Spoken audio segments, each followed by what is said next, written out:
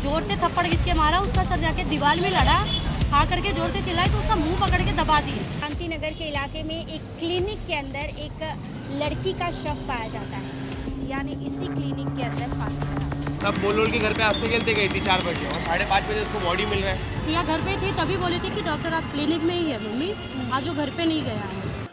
गुरुवार 28 दिसंबर को सिया तिवारी अपने घर से हंसी खुशी निकलती है। शाम तकरीबन 4:30 बजे इसी क्लिनिक में ये क्लिनिक आप देख सकते हैं, डेंटल स्क्वायर, यहीं पर सिया काम करती थी। शाम 4:30 बजे सिया आती है और उसके बाद तकरीबन 5:30 बजे से 6 बजे के आसपास सिया की मां को ये खबर दी जाती है कि सिया ने इसी क्लिनिक के अंदर फांसी लगा ली है। इसी यहाँ पर ही सिया का घर है और ये जो आप फर्स्ट फ्लोर देख रहे हैं और यहीं पर इसी दुकान के जो ओनर हैं उन्होंने ही सिया की मां को इसकी जानकारी दी थी। अब तमाम लोगों को डॉक्टर पे शक है। आप देख सकते हैं इस दुकान में दुकान के अंदर से लाइट जो है वो चालू है और यहाँ के लोगों का कहना है कि वो डॉक्टर कल सुबह 7 बजे और दोपहर के 12 बजे के करीब इस दुकान में आए भी थे। शक पूरी तरीके से दुकान के ये डॉक्टर के ऊपर जाता है। सिया कई बार अपनी मां से शिकायत भी कर चुकी है कि डॉक्टर उन्हें लगातार प्रताड़ित करते थे। हमारे साथ उनकी बहन यहाँ पर मौजूद है, हम जानेंगे इनसे कि आखिर क्या कुछ हुआ। सिया तिवारी जिनका शव पाया गया क्लिनिक के अंदर, आखिर कैसे पता चला आपको और कुछ पता चला है कि क्यों उन्होंने ऐसा कदम उठाया? मैडम देखिए, मैं वहीं पे थी जी। मैं उस दिन घर पे थी, मेरी बेटी की तबीयत नहीं ठीक थी, मैं गई थी दवा लेने के लिए और मैं नाला सुपारा रहती हूँ और यहाँ पे मैं उस टाइम पे 3:30 बजे घर से निकली। मैं 3:30 बजे निकली, सिया मेरी 4:10 पे क्लिनिक पहुँची और सिया घर पे थी तभी बोली थी कि डॉक्टर आज क्लिनिक में ही है मम्मी, आज वो घर पे नहीं गया है। और ऐसा बोल के वो नॉर्मली बात जैसे हम लोग करते हैं, खाना पीना खाई बोल के सब कुछ करवाई वो और पैंडल पसंद की अपने लिए और लहंगा विंगा ले रही थी, तेल मंगवाई, मतलब ऑर्डर करके जो मंगवाते हैं सब बार का वो सब की। अगर एक लड़की अगर मेंटली टॉर्चर है, कुछ भी है, परेशान है, तो मैडम क्या ये सब चीज़ें करेगी कि उसको 1 घंटे बाद मरना है अगर वो या अपने से कुछ करना चाह रही है तो वो जाके फांसी लगाने के लिए ये सब चीज़ें तो नहीं करेगी। जी।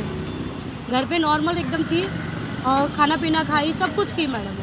फिर यहाँ पे जब वो हुआ कि मम्मी 4:10 पे गई हो तो मम्मी को बोल के कि मैं चार्जिंग लगा रही हूँ मम्मी मोबाइल मेरा, और मोबाइल मेरा जो है आधे घंटे बाद निकाल देना, मैं आती हूँ वहाँ से तो मैं टीवी का रिचार्ज कराती हूँ, क्योंकि मम्मी उसको टीवी का रिचार्ज कराने के लिए बोली थी वहाँ पे। लेकिन वो आई नहीं, वहाँ से वो आ ही नहीं पाई, क्योंकि वहाँ पे जब वो पहुँची तो डॉक्टर जो है कि क्या बोला कि मैं जा रहा हूँ अपने बेटे को, मतलब उस टाइम पे तो नहीं बोला, वो बाहर गया कहीं, पहले तो नहीं गया था, वो कब गया या कोई नहीं जानता कि वो बाहर कब गया है, लेकिन उसके कहने के आधार से वो बाहर गया था, वो बाहर गया बोला।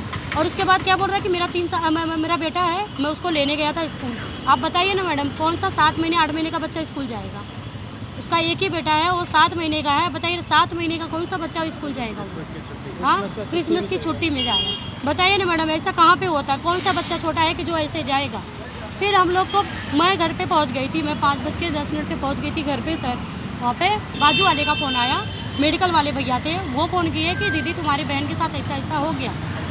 तो मैं वहाँ से आई, जब मैं क्लिनिक में वहाँ पे हॉस्पिटल पहुँची, शताब्दी हॉस्पिटल, वहाँ पे वो इंसान अगर सही था तो उसको आना चाहिए था। बिल्कुल। घर पे कोई नहीं था। एक मेरी छोटी बहन है, उससे बड़ी थी, 23 साल की है, वो ठाकुर विलेज में काम पे जाती है, वो भी नहीं थी, कोई नहीं था। मेरी मम्मी अकेले झुलस रही है, रो रही है, परेशान, सब कुछ था, लेकिन वो जो वहाँ पे नहीं गया। मैं बोलती हूँ कि वो अगर अच्छा था, सही था, तो उसको मेरी मम्मी के साथ दौड़ना चाहिए था, भटकना चाहिए था, थोड़ा सा साथ देना चाहिए। वो इंसान 1 मिनट के लिए अपना मुंह दिखाने तक लिए नहीं आया। सबसे पहले सिया के शव को किसने देखा?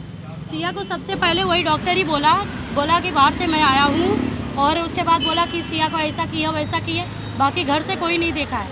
हमारे नीचे वाले मामा हैं, भंगार वाले मामा हैं, वो मम्मी को जाके बोल रहे हैं कि मामी जल्दी भाग के आओ, डॉक्टर कुछ तो कर दिया। इतनी बात उनके मुँह से निकली। मम्मी बोली क्या हुआ? इतना बात सुनने के बाद मम्मी नीचे जब भाग के आई तो वहाँ पे काफ़ी भीड़ लगी हुई थी। मम्मी उसको पकड़ के काफ़ी देर तक सोची कि मैं पकड़ी हूँ, पर कोई हाथ नहीं लगाया, क्योंकि वो मर चुकी थी, और जो भी था उसको कोई हाथ नहीं लगा सकता था, क्योंकि वो पुलिस केस हुआ था और वो लटकी हुई थी। और मेरी बहन, आप, मैं बोल रही हूँ ना, मैं केस छोड़ दूँगी। अगर 10 भी पब्लिक मेरे एरिया की आके बोल दे किसी अपने से फांसी लगा सकती है तो मैं केस छोड़ दूँगी, क्योंकि सबको पता है वो बहुत टैलेंटेड लड़की थी। उसकी खूबसूरती, उसका हर चीज़, उसका बातचीत, उसका हर चीज़ बहुत तेज था। वो अपने यहाँ पे जहाँ पे हमारे इधर एरिया में गरबा डांडिया में फर्स्ट आती थी, हमेशा फर्स्ट आती थी। आज कितने 7-8 साल से लगातार वही फर्स्ट आती थी। हर चीज़ में वो तेज़ लड़की थी। आजू बाजू वाले सबसे उसका लगाव बहुत अच्छा था।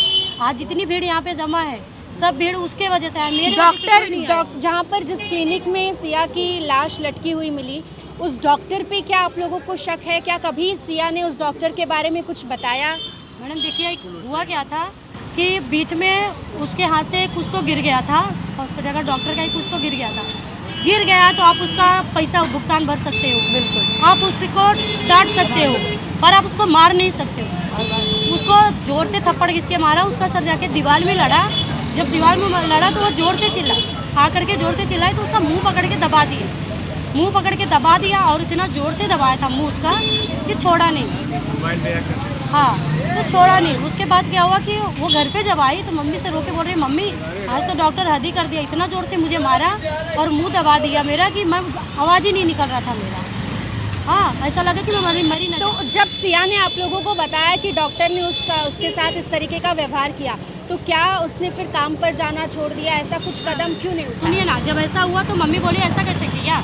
अगर उसको कुछ भी था तो अपना पैसा काट लेता, पेमेंट अपना ले लेता, कुछ भी सामान का अपना भुगतान भर लेता, मुझसे बोलता। मारने का अधिकार तो किसी का भी नहीं होता किसी के ऊपर। जी, मारा, उसके बाद 1-2 बार और भी मारा था उसको, जैसे डांट देता था, मारता था। डांटने तो डेली डांटता था उसको। जैसे वो साइको टाइप का है, वो साइको टाइप का, वो कभी भी चिड़चिड़ करने लगता था तो बहुत ज़्यादा करता।